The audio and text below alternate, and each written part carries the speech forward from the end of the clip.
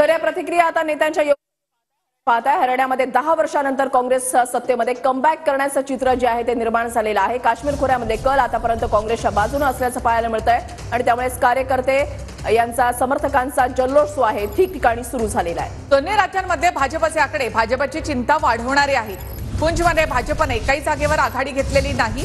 जम्मूमध्ये हिंदू बहुल जो भाग आहे त्या ठिकाणी भाजपला या ठिकाणी जम्मू काश्मीरमध्ये मतं मिळाली आहेत। मात्र खोऱ्यामध्ये काश्मीर खोऱ्यामध्ये पुंछ या भागामध्ये मात्र काँग्रेस आघाडीवर आहे।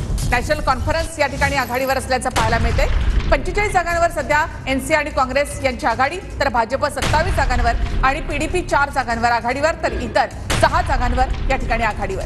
हरियाणामध्ये काँग्रेस 61 जागांवर सध्या आघाडीवर आहे। भाजपने 20 चा आकडा गाठलाय। आकडा बदललेला आहे। काँग्रेस 62 जागांवर आघाडीवर आहे, भाजप 20 आणि इतर 6 जागांवर आघाडीवर आहे।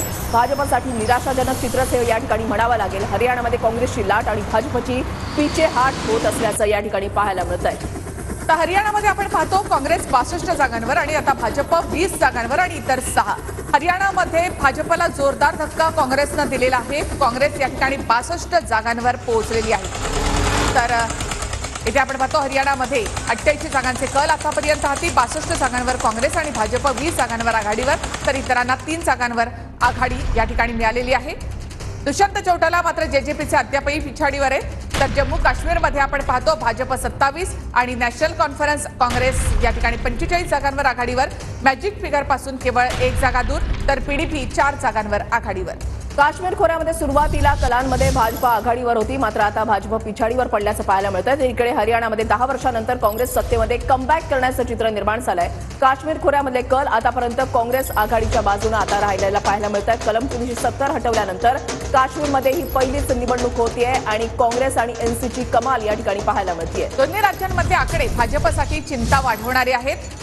हरियाणामध्ये भाजप 20 जागांवर आघाडीवर, तर जम्मू काश्मीरमध्ये भाजप 27 जागांपर्यंत पोहोचलेली आहे। हरियाणामध्ये तर भाजप जेजेपी यांची सत्ता होती, मात्र अँटी इन्कम्बन्सीचा फटका या ठिकाणी भाजपला बसताना दिसतोय। त्याचबरोबर शेतकरी आंदोलन, कुस्तीपटूंचं आंदोलन याचा देखील फटका भाजपला या ठिकाणी बसताना दिसला। आणि परिवर्तनाची लढाई, परिवर्तनासाठी मत, संकल्प यात्रा या सगळ्याचा परिणाम काँग्रेसला या आकड्यांमधून दिसतो। काँग्रेस 63, भाजप 20 जागांवर आघाडीवर।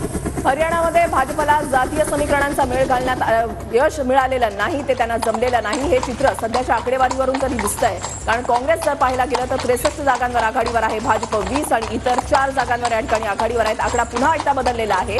90 पैकी 89 जागांचे कल आपण पाहताय। काँग्रेस 64, भाजप 21 आणि इतर 4 जागांवर या ठिकाणी आघाडीवर। तर जम्मू काश्मीरमध्ये